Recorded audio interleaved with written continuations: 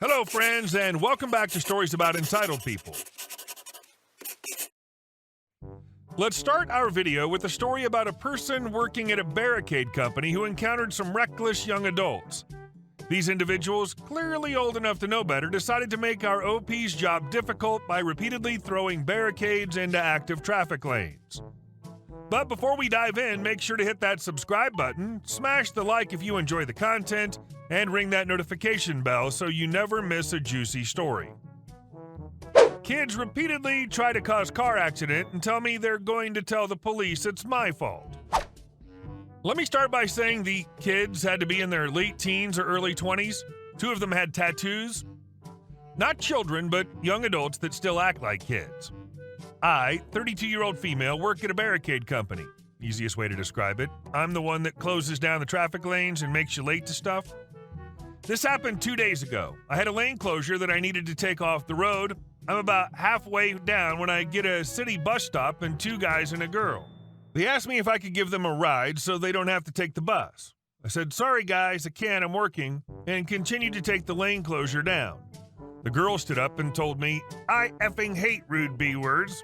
I reply, "Congratulations," and keep doing my job. They keep yelling insults, I ignore them. When I was about 300 feet away, the yelling stops, and I see the guys had gotten up and started throwing the barricades in the street into the lane that's now open for traffic to drive in.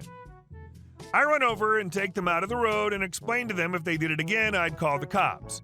Then the girl chimed in, "Go ahead, B-word. It's not our fault you're so stupid you're forgetting to take them all down." I walk away. They do it again.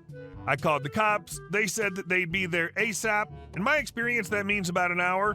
So I walk over and tell them I called the cops and stand there so they can't move them again. After about 5 minutes standing there, the boys told the girl they were going to get a drink from the Circle K the bus stop was in front of. They left and she wouldn't look at anything but her phone. Now I'm annoyed. I still have more work to do and this lane closure's still up and it's approaching rush hour. Okay, little jerks. I pulled out my pepper spray and I sprayed the handles of the barricades that they kept throwing in the street and walked about 50 feet away and waited. The boys came out of the store, put their bags down and grabbed a barricade in each and threw them in the street. But the handles were wet, so they only went on the shoulder, so I didn't go to move them immediately.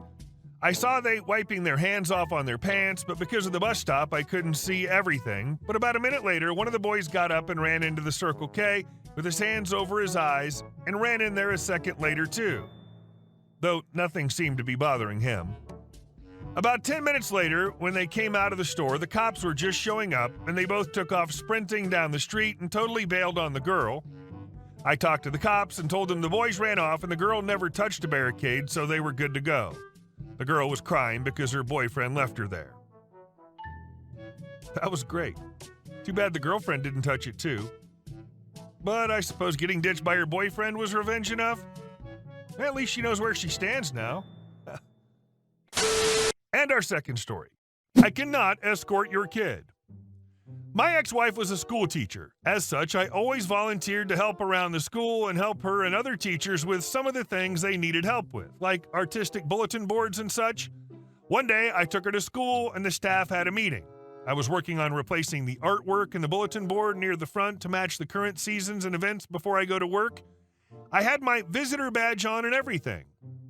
In comes this crazy lady, CL, with her child. She walks up to me and says, "Here, please take him to the cafeteria. I'm in a hurry." For context, you should know that in my country, unless it's your job, you can get in a lot of trouble if I agreed. I told her, "Lady, I don't work here. You'll have to take in yourself," while pointing to my visitor badge, which she 100% ignored. She proceeded to say, "You will take my child and escort him because I pay your salary." I smiled and politely said again, "I don't work here, and no, you don't." I turned to continue working on the board, and she grabbed me to turn me around, and my visitor badge hit her square in the eye. She screamed and yelled and accused me of assaulting her.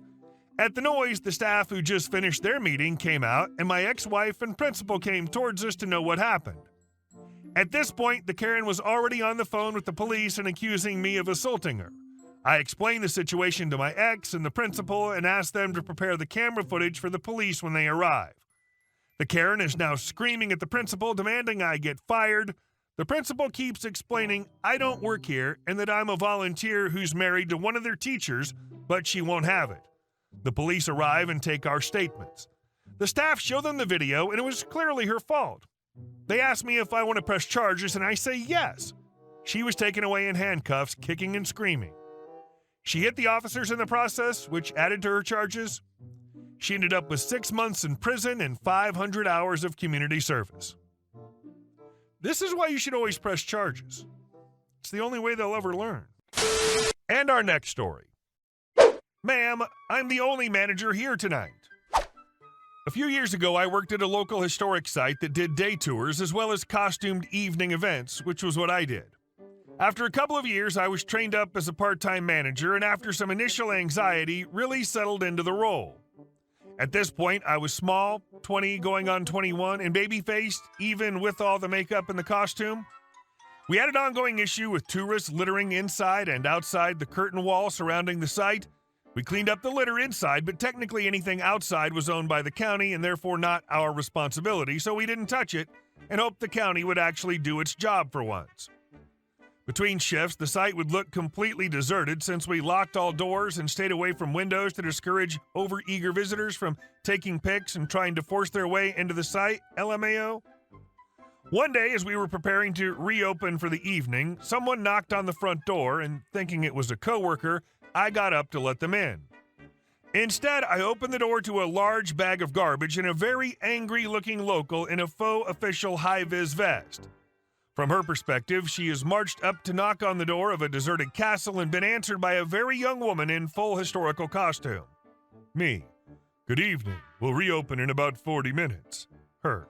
You have a responsibility to clean up the litter on your site. You have to dispose of this bag for me. Me. Did you collect that inside or outside of the curtain wall? Her. Outside? It's filthy out there. Now take this bag off me. Me. Any land on the outside of the wall is owned by the county, so I suggest you contact them. We are not responsible for it or any rubbish on it. Her. Well, I need to speak to your manager. Me. Okay. That would be me. Her. No, not you, your real manager. Me. Yes, I am the manager here tonight. Her. Well, I need you to leave a note for the actual manager then. Me. Leave a note for myself? Her. No, for whoever's actually working here. Me. Ma'am, I'm literally the only one working here right now. I can take down your name and phone number if you like, but that bag of rubbish is not our responsibility. Have a good evening. I then closed the large, heavy door in her face with a very satisfying thud. Edit. I didn't accept the rubbish for 2 reasons. A, the county had long-term neglected the land belonging to them, and as a result, much of it was a genuine health hazard. They did cosmetic upkeep, so it looked safe, but did nothing to safeguard against long-term coastal erosion, leading to multiple injuries of visitors. Accepting responsibility for any part of it was literally a slippery slope of liability and 100% not my job. I'd previously been reprimanded for thoughtlessly suggesting a visitor take a walk around the site while they waited. B. As the new person, I wasn't going to set a precedent of we accept bags of rubbish from rude people for the sake of me and my coworkers.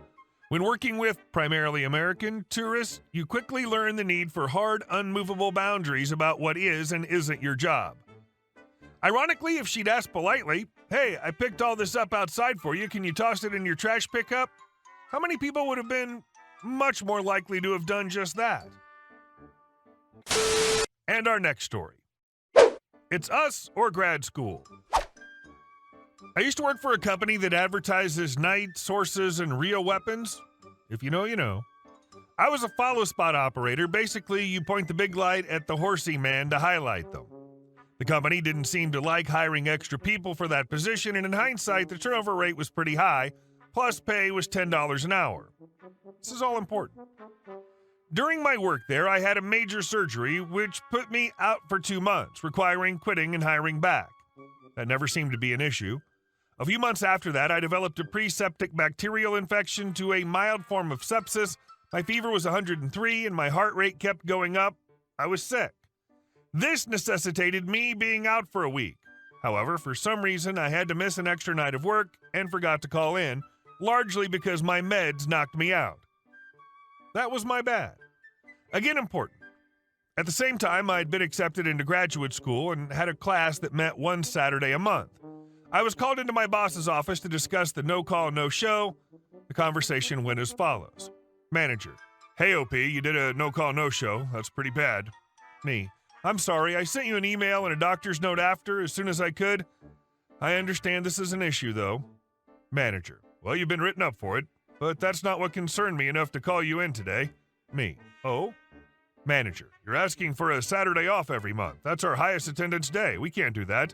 Me: I thought with enough advance notice you could schedule around me. Manager: See, that's just the problem. We had to constantly lean into your needs. Now it's time for you to consider our needs and your team's needs. Me: What are you saying? Manager: It's either us or this class. Me: I need this class for full-time attendance. I can't drop it. Manager smugly: Well, I guess we'll see where we are in 2 months. Me: Okay. I left his office and told my coworkers I liked goodbye. Then I clocked out. He comes storming out to my truck, screaming at me, asking how I could quit on him like that. I told him he wanted me to choose between grad school or this rinky-dink job, and I made my decision. I then took off the costume belt and handed it to him, saying I'd bring the rest back when I had time. A week later, I got my first real stagehand job that paid $20 an hour. So yeah, F you, dude. I have a master's now, and I'm set to start teaching at colleges this next semester, and I'm a pro stagehand. Never give your employees crappy ultimatums. And our last story. Our HOA is spying on us. My mom and I lived in a townhome on a golf course that was HOA. When we moved in, we were told the owners who owned our unit moved to Canada. The couple who ran the property, so to say, lived directly across from us. The owners of the entire complex was some huge corporate company who owned many properties in the area. When we moved in, we noticed this huge glass case in the corner of the garage that was full of what looked like servers and little lights. It was locked, so my mom asked them what it was. They said it was some control-based thing that was linked to all of their electronics. They couldn't bring it to Canada when they moved, but they'd be back for it. Thought it was kind of weird, but we didn't think about it until one day I came home from work and our bird feeder on our deck was moved. Our deck was on the second floor and there was no access from the ground level. I told my mom and she was weirded out. Then a short time later it had snowed and I was looking out the window in the basement and noticed footprints in the snow right up to our windows, which were on the ground floor. Again, I told my mom and she started to get suspicious. She told the property management, and they couldn't give a legit reason to why these odd things were happening. So we lived on, but kept a mental note of all this weird crap. One morning I woke up and opened my blinds, which faced the property manager's garage and bedroom windows about 20 feet across from us. I noticed the man staring at me in my window. I got freaked out. Again, told my mom. She said, "Keep your blinds shut." Then another day, she asked them for another garage door opener and front door key so I could have my own. They refused to give us one.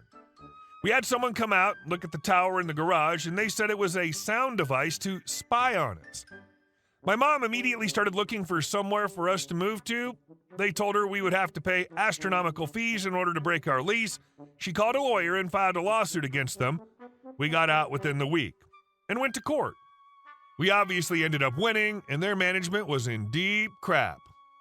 So thankful we don't live there anymore. Hey guys, thank you all for watching the video. I'll see you in the next one.